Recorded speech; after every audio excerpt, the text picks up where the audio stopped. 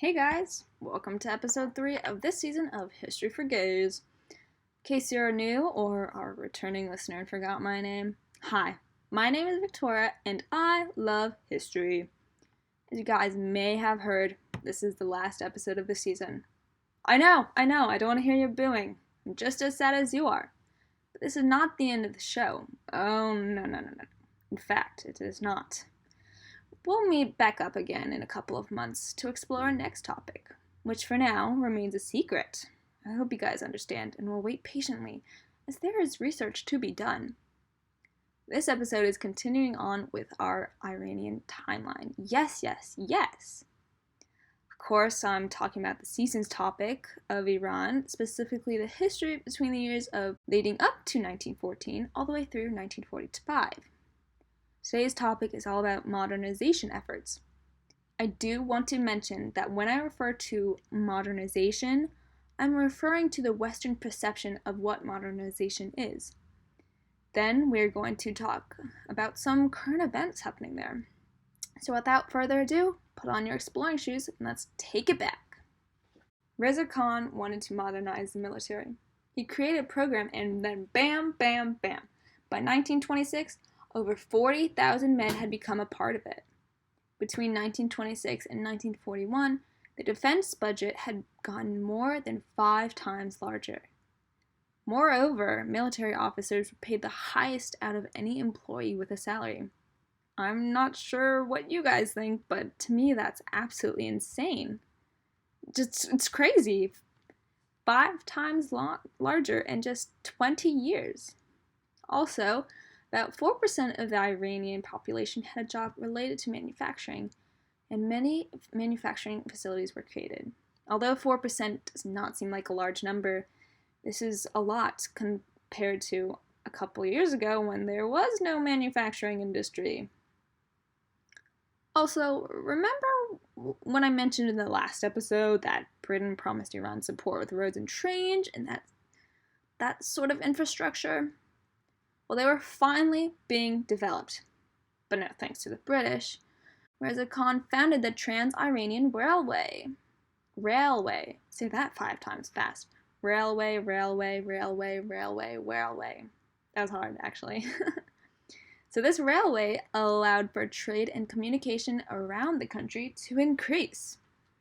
Also, education became more prioritized. Primary and secondary education were further developed, and the first university was opened. Advancements in education is my favorite thing ever. I eat that for breakfast, lunch, and dinner, please, because without education, how is the world supposed to advance? How is the world supposed to know? Anyways, this university was European style and it was government sponsored. The development of education led to many people getting Western ideas in things like government maintenance and democracy. Furthermore, while he did not necessarily have a large role in it, the women's awakening lasted during his presidency. This led to the banning of what he called, quote, backwards aspects of Iran and only allowed for Western clothing. For example, there's this thing called the chevron, I believe, which was a full body covering that women had to wear. Women did not like this as it did not allow them to work. And so it was banned because it was not modern. And that is what I mean by the modernization per the Western perception of what is considered modern.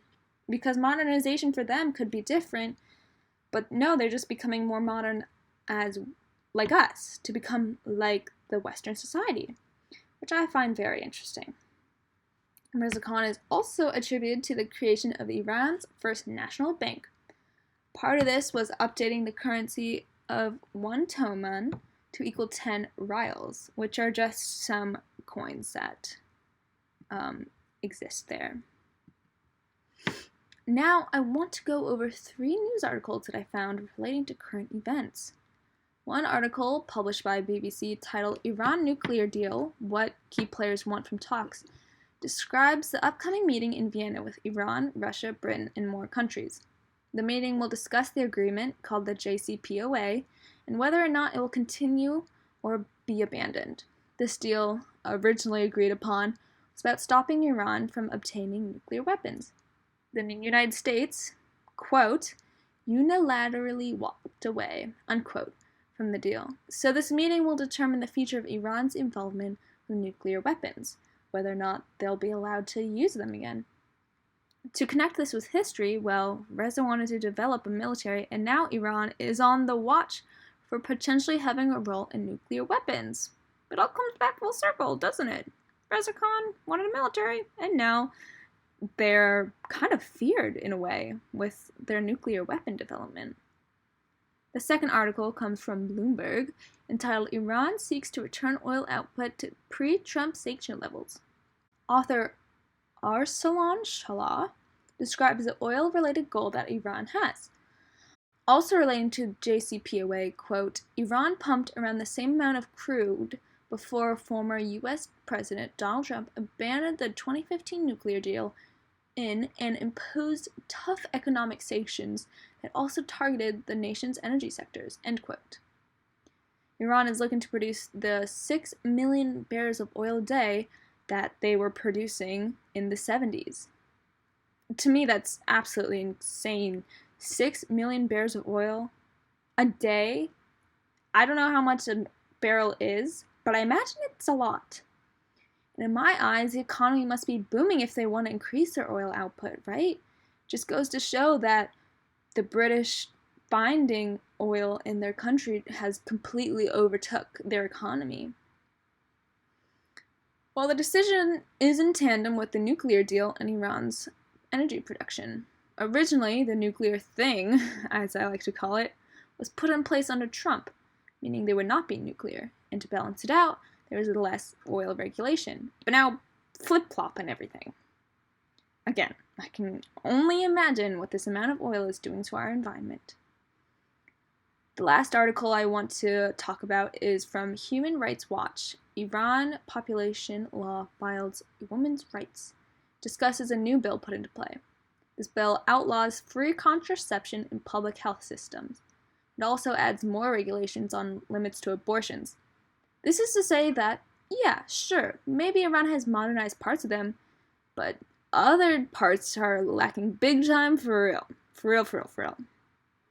If you recall, I briefly mentioned the women's awakening of the 1930s and 40s. While the women's awakening does not have anything to do with contraception and abortion rights, it was still about women having more autonomy. This bill does the opposite, if anything. I did a lot of research for this podcast, and in doing so, I had a lot of introspection. I realized that I had little to no background information on Iran.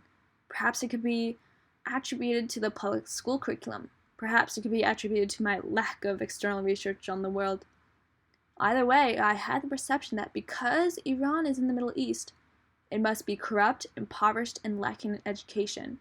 Which is just horrible that I had this perception and did not even think any of it because I didn't do any of my own research. However, the country is much more than that.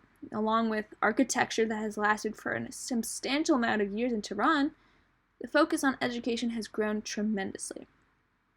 And relating it back to our previous seasons, the Mozaffar ad-Din Shah Qajar of Iran is pretty similar to Farouk, the ruler of Egypt. Both leaders spent extravagant amounts of money on their personal lives. Qajar even took a tour of Europe by using loans that Russia gave him. Whoa, okay, talk about frivolous spending. Well, I do believe that I just covered a lot of information. I think I need a nap, to be frank. So, the question of the day is this. Evaluate the role of the British in the economic modernization of Iran. For you IB kids, that would be called a paper 3 styled question.